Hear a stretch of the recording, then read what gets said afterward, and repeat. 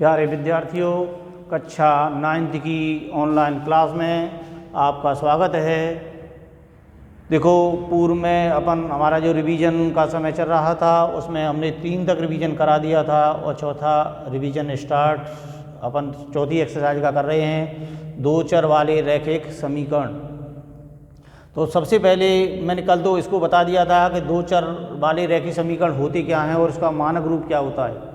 तो देखो बेटा, 2 चर वाले रैखिक समीकरण होते क्या हैं कि ऐसा समीकरण जिनमें चर की अधिकतम घात 1 होती है। चर की अधिकतम घात कितनी होती है? 1 होती है। वो तो कहलाते हैं हमारे रैखिक समीकरण। और जिनमें चर 1 हो वो एक चर में रैखिक समीकरण कहलाता है, और जिसमें 2 चर हों तो वो 2 चरों में रैखिक समीकरण कहलाता है। तो सीधी सीधी परिभाषा आपकी निकल के आ गई कि 2 चर वाले रैखिक समीकरण कहते किसे हैं कि ऐसा समीकरण जिसमें चर की घात 1 और चरों की संख्या 2 हो। चरों की संख्या तो 2 हो और चर की घात 1 हो, वो कहलाता है 2 चरों में रैखिक समीकरण।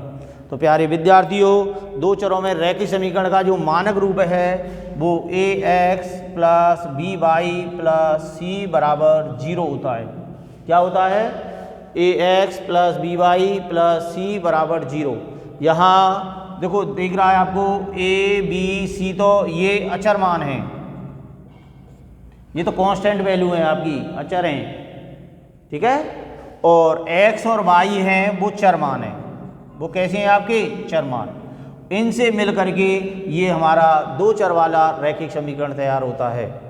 तो प्यारे विद्यार्थियों, देखो, x के आगे जो संख्या लिखी जाती है वो x का गुणांक कहलाती है, y के आगे जो संख्या लिखी जाती है वो उसे y का गुणांक कहते हैं, और ये वाला जो पद है वो अचर पद कहलाता है, ठीक है। तो आपके लिए अगर कोई भी 2 चर वाला रैखिक समीकरण दे रखा हो, उसमें a b c का मान पूछा हो, तो आप आसानी से बता सकते हैं कि a का मान क्या होता है। जो x का गुणांक होता है उसे a कहते हैं, और y के गुणांक को b कहते हैं, और अचर पद को c कहते हैं। तो प्यारे विद्यार्थियों, आसानी से आप a b c के मान बता सकते हो। जैसे मैं यहाँ कुछ रैखिक समीकरण लिख रहा हूँ, उसमें आपको a b c के मान आपको बताने हैं, ठीक है। 3x + 5y = 9.35 बार। इसमें a b c के आपको मान बताने हैं। तो सबसे पहले a b c के मान निकालेंगे, तो इस वाले को इधर लाएंगे, यानी ये वाला पक्ष है वो 0 करेंगे। इस वाले पक्ष में क्योंकि इसका जो मानक रूप है वो ax + by + c = 0 होता है। तो 0 होता है तभी तो आप निकलेगा। तो इसको सबसे पहले पक्षांतरण करके इसको 0 करेंगे। तो 3x + 5y ये इधर आएगा तो माइनस हो जाएगा 9.35 बार, और ये बराबर हो जाएगा 0 के। तो प्यारे विद्यार्थियों, आप बता सकते हो, जैसे x के आगे यहाँ a लिख रहा है, यहाँ x के आगे 3 लिख रहा है, तो इन दोनों की तुलना की जाए तो a का मान कितना निकल के आ रहा है? 3। तो a का मान इसमें 3 होगा, b का मान इसमें 5 होगा, और c का मान इसमें क्या निकल रहा है? -9.35 पे होगा। और अगर इसमें x वाला पद या y वाला पद या ये वाला है वो विद्यमान नहीं है, तो आप इसे क्या कहेंगे? 0 कहेंगे। क्या कहेंगे? उसके गुणांक को क्या कहेंगे? अपन 0 कहेंगे।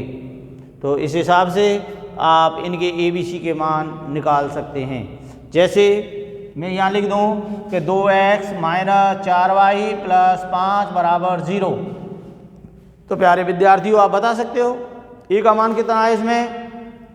ये किसे कहते हैं? x के आगे जो संख्या लिख रही हो वो है b का मान, y के आगे जो संख्या लिखी जाती है वो b का मान है। अचर पद जिसमें x y शामिल नहीं होता है उसे अचर पद कहते हैं, ठीक है। इसमें x y नहीं लगाता, कोई चर मान नहीं लगाता है, वो क्या होता है? अचर होता है। इसमें x y वाला कोई नहीं लगा है तो ये अचर है, तो ये c का मान कहलाएगा।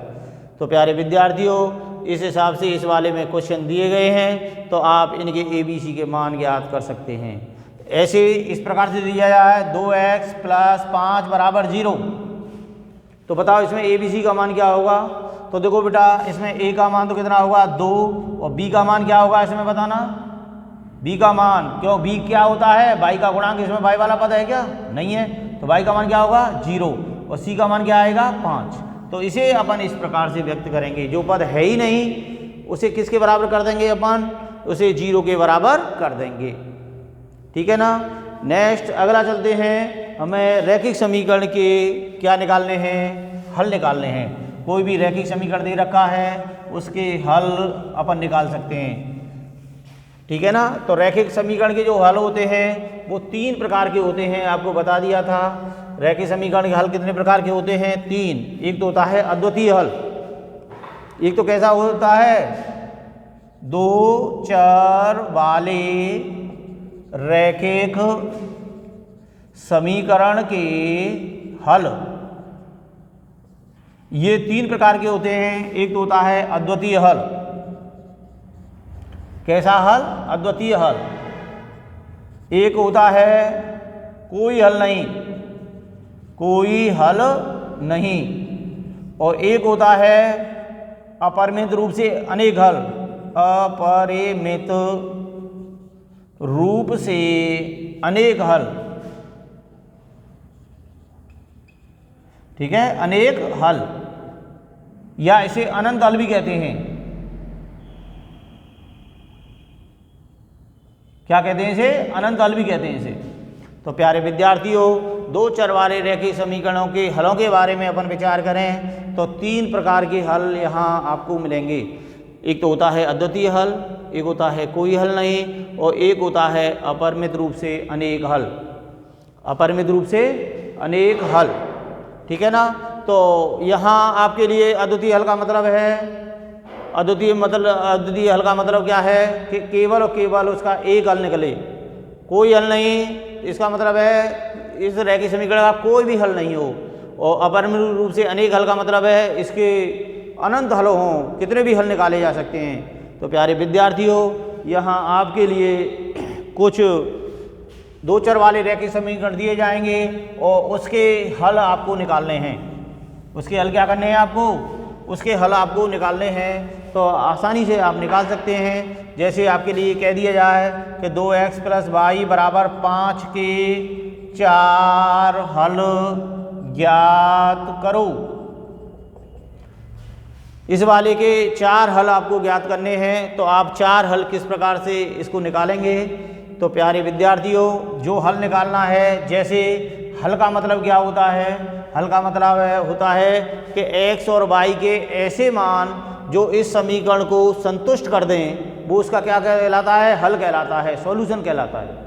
भाई अगर समीकरण को सेटिस्फाई कर देते हैं, संतुष्ट कर देते हैं, तो उसका क्या कहलाता है, वो उसका हल कहलाता है। तो अब इसमें अपन क्या करेंगे, इसके हल निकालेंगे। तो देखो, इसमें x और y के मान रखते चले जाएंगे। जैसे इसमें मैंने बताया कि 2x + y बराबर 5 है। अगर x बराबर अपन 0 रख लेते हैं, कितना रख लेते हैं, 0, तो x की जगह पर आप क्या रखोगे, 0।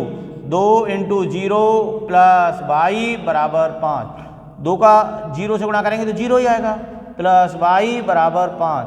अब 0 इधर जाएगा तो 0 ही रहेगा, या 0 इसमें जोड़ेंगे क्या आएगा, वही संख्या आएगी। तो y का मान कितना निकल के आया, 5। तो इस वाले समीकरण के जो हल होंगे वो 0 और 5 होंगे। पहले हल में x का मान आता है, फिर y का मान आता है बेटा। तो इस समीकरण का एक हल क्या हो गया, 0 और 5। क्या हो गया, 0 और 5। अब इसी हिसाब से अपन इसके 4 हल निकालने हैं। तो x बराबर 1 रख सकते हो, x बराबर 1, x बराबर 1 रखेंगे तो x की जगह पे 1 रख देना है आपको, प्लस y बराबर 5। तो 2 का 1 से गुणा करेंगे तो 2 + y बराबर 5। और इसका अपन क्या कर देंगे, पक्षांतरण। तो y का मान क्या निकल के आएगा, 5 - 2, y का मान 3।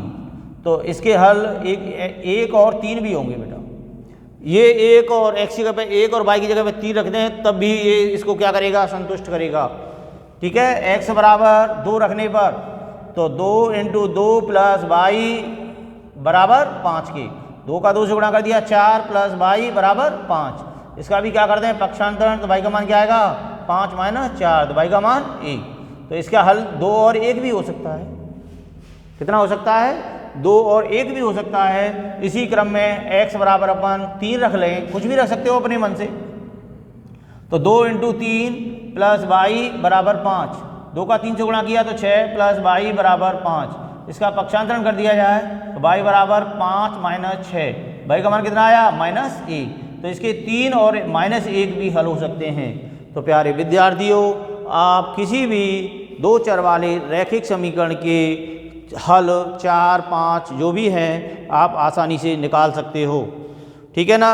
इसी क्रम में अपन आगे लेते हुए कोई भी यहाँ रैखिक समीकरण अगर आपके लिए दे रखा है और उसके आपको हल निकालने हैं, चाहे 2 निकलवाए, चाहे 4 निकलवाए, चाहे 5 निकलवाए, कितने भी वो निकलवाए, तो आसानी से एक चर का मान अपनी स्वेच्छा से रखते चले जाओ और दूसरे चर का मान अपने आप ही निकलता चला जाएगा।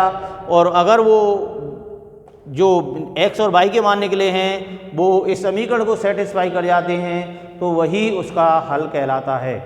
तो देखो यहाँ जो हमने हल निकाले गए हैं ये चारों हल हैं, इस समीकरण को क्या कर रहे हैं, संतुष्ट कर रहे हैं। इसलिए चारों जो मान निकले हैं वो इस समीकरण के हल कहलाएंगे।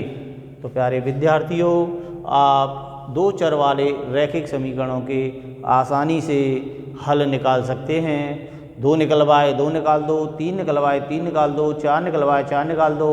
तो यहाँ आपको एक्सरसाइज 4.2 में इसी प्रकार के क्वेश्चन यहाँ दे रखे हैं। आप उनको निकालना और निकाल के देखना कि कहीं भी कोई समस्या आ रही है तो आप बुक से भी उसका निस्तारण कर सकते हैं। ठीक है, रिवीजन का दौर है तो आप इनका रिवीजन करेंगे। जो भी रैखिक समीकरण दे रखा है उसके आसानी से हल अपन निकाल सकते हैं और आगे अपन रैखिक समीकरण भी बना सकते हैं। अगर हमारे लिए कोई भी भाषा संबंधी सवाल दे रखा है तो आप उसके समीकरण भी निकाल सकते हैं। तो प्यारे विद्यार्थियों,